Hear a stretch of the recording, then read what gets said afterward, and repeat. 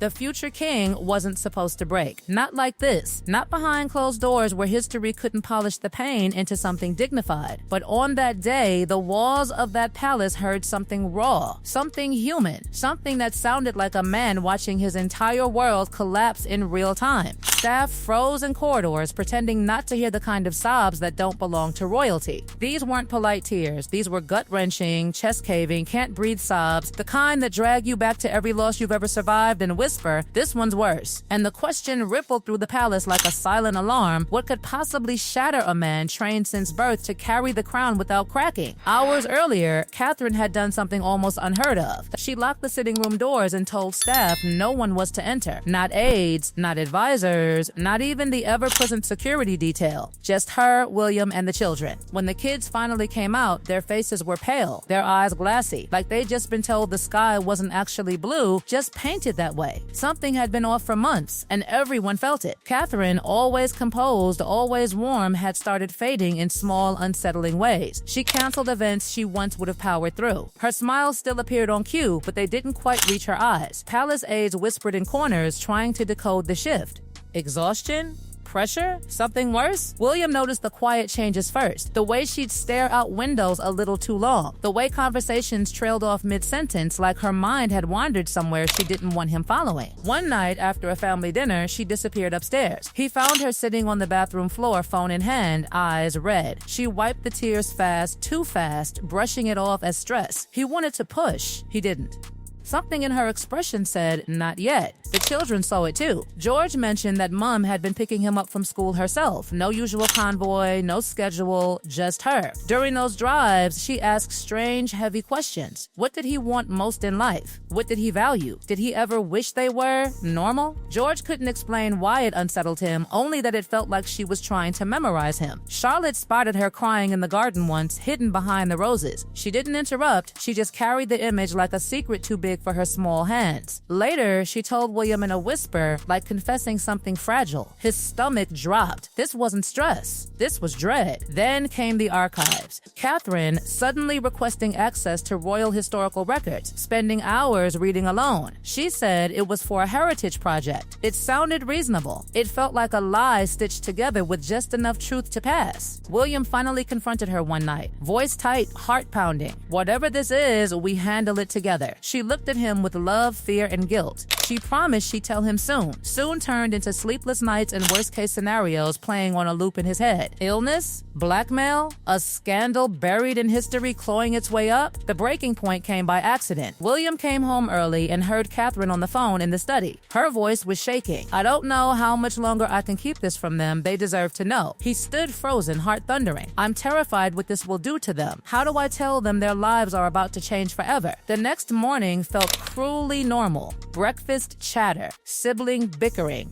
juice being poured with hands that trembled just slightly. Catherine kept glancing at the clock like it was counting down to detonation. Then she gathered them in the sitting room. The air felt thick, heavy, like the walls already knew. She looked at each child like she was trying to memorize their faces before saying words that would redraw them forever. She spoke about love first, about how deeply they were wanted. Then she went back in time to the years before they were born, the struggle to have children, the specialists, the heartbreak. William remembered all of it, but he didn't understand why she was reopening wounds they'd long survived. Then she said it, carefully, trembling. During fertility treatments, they trusted a clinic, trusted doctors. But months ago, Catherine learned those doctors had done more than they'd consented to. There had been procedures, genetic interventions, not disclosed, not approved, not understood. William felt the floor drop away. She had spent 3 months investigating quietly, terrified to speak before she had answers. Independent experts, lawyers, records that couldn't be explained away. The clinic had allegedly been running secret experimental programs on embryos, altering genes tied to health, intelligence, physical resilience, calling it advancement, calling it the future, never calling it what it was, a choice stolen from parents and children alike. George stood up first, face drained of color. "Are you saying we're not normal?" His voice cracked between anger and fear. Charlotte started crying. Louis looked confused, frightened by the fear more than the words. William could barely breathe. "How long have you known?" he asked, voice hollow. 3 months, Catherine whispered. That's when something inside him broke. Not the prince, not the future king, just a father, a husband, a man who suddenly didn't know if his children's very Dina had been treated like a science project without his knowledge. He left the room because he couldn't stay upright if he didn't move. The sobs that followed weren't dignified. They were devastation with a pulse. And upstairs, in the quiet that follows an explosion, Catherine prepared to explain how a nightmare she tried to carry alone had finally shattered the entire family at once. Upstairs, the future king sat hunched on the edge of the bed, hands covering a face the world thought was unshakable. His shoulders trembled like a man drowning on dry land. Catherine stood in the doorway for a long moment, watching the cost of her silence written across the back of the man she loved. She crossed the room slowly, like approaching a wounded animal, unsure if he would pull away or pull her close. William, her voice was barely there. He looked up, eyes red, face wet, years of royal composure lying in ruins at his feet. "How do you carry something like that alone?" he choked. "How do you decide I don't get to know? That I don't get to be scared with you?" Every word hit her like a confession she'd rehearsed 100 times and still couldn't survive. She sank down beside him, guilt and fear spilling over. She told him everything, how a journalist had first reached out with quiet questions, how she dismissed it as nonsense until documents started lining up in ways she couldn't ignore.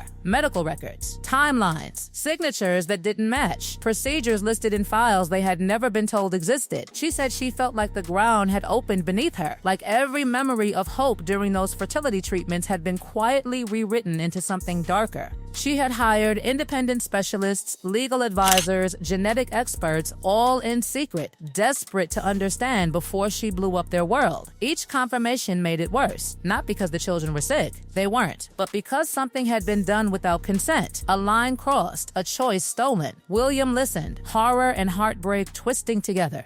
So all this time, he whispered while we were just being parents, there was this shadow hanging over them and we didn't even know. She nodded, tears falling freely. I kept thinking if I could just fix it first, explain it properly, it wouldn't hurt as much. Her voice broke. I was wrong. Down the hall, George stood outside his bedroom door, hearing muffled voices, feeling like the floor beneath his life had turned to smoke. Charlotte cried quietly under her covers, clutching a stuffed toy like it might anchor her to the version of the world she'd woken up in that morning. Louis wandered between rooms, confused, sensing disaster without language for it. By evening, the palace wasn't just a home. It was a pressure cooker. Advisors were discreetly called in, not for scandal control, not yet, but for legal clarity. If what Catherine had uncovered was true, it wasn't just a family issue. It was criminal, ethical, global. When William finally rejoined the children, his face gave away that something enormous had shifted. He gathered them together, not as a prince addressing heirs, but as a father trying to hold pieces that didn't fit anymore. George was angry in a way that looked too old for his face. "So we're just experiments?" he snapped. "Is that what we are now? Special projects?" "No," William said firmly, kneeling to meet his eyes. "You are my son. That's the first, last, and only thing that matters. Whatever doctors may have done doesn't get to decide who you are." "But what if it does?" George fired back, voice shaking. "What if everything good about me isn't even me?" That question hung in the air like smoke. Catherine moved closer, her heart breaking in real time. "You are not your cells," she said softly. "You are your choices, your kindness, your stubborn streak, your terrible jokes." A weak smile flickered. "Those are all you." Charlotte finally spoke through tears. "Are we going to be different forever?" William swallowed. "We're all different already. This doesn't change how we love each other. It doesn't change that we're a family." But the word family suddenly felt fragile, like glass held together by fingerprints. The days that followed were a blur of whispered meetings and locked doors. Lawyers explained possibilities. Medical experts spoke in careful tones about unknown long-term outcomes and monitoring. The language was clinical, but the fear was not. Every future milestone, school, relationships, adulthood now carried invisible question marks. When the story inevitably began to leak, it exploded beyond palace walls. Rumors spread faster than facts. Talk shows debated ethics. Strangers argued online about things they only half understood. Some showed sympathy. Others spoke about designer heirs like the children were headlines instead of humans. Inside the palace, devices were limited, screens monitored.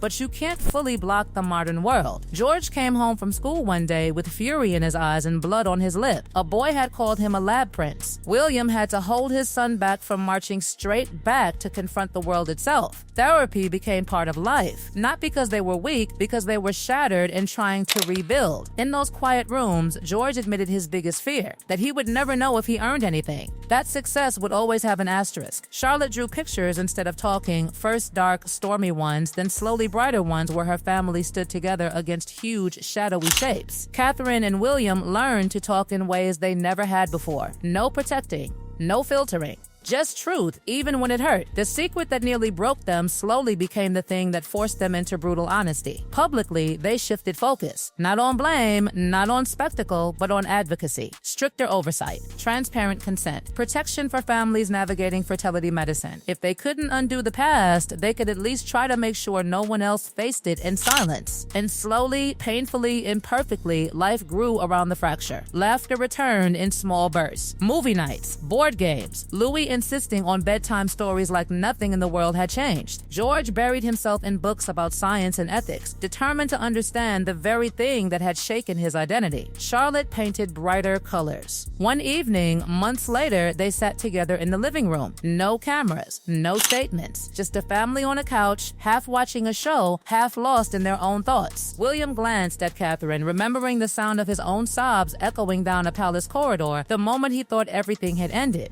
It hadn't ended. It had changed. It had scarred. It had forced them to confront questions most families never have to ask. But the children were still laughing at something ridiculous on screen. Catherine's hand found his. He squeezed back. The crown still waited. The world still watched. The future was still uncertain. But in that room, in that fragile, hard-won quiet, they weren't symbols or headlines. They were just a family who had walked through fire and somehow, impossibly, were still standing.